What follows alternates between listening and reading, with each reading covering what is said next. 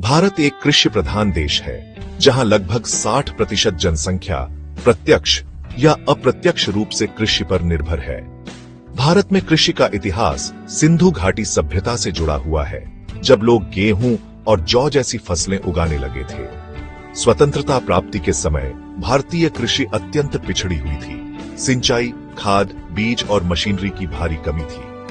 1950 के बाद सरकार ने कृषि के क्षेत्र में अनेक सुधारात्मक कदम उठाए।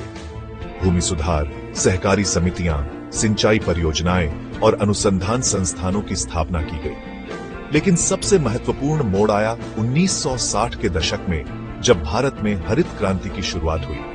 डॉ.एम.एस.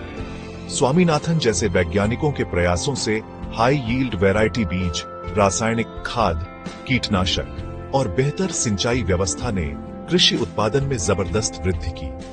इससे भारत खाद्यान्न उत्पादन में आत्मनिर्भर हो गया। इसके बाद श्वेत क्रांति, नीली क्रांति, पीली क्रांति तथा डिजिटल क्रांति जैसी पहलों से कृषि क्षेत्र को नई दिशा मिली। कृषि में मशीनीकरण, ड्रिप सिंचाई, कृषि बीमा योजना, ई-नाम पोर्टल और पीएम किसान योजना जैसे नवाचारों ने किसान की स्थिति सुदृढ़ की है।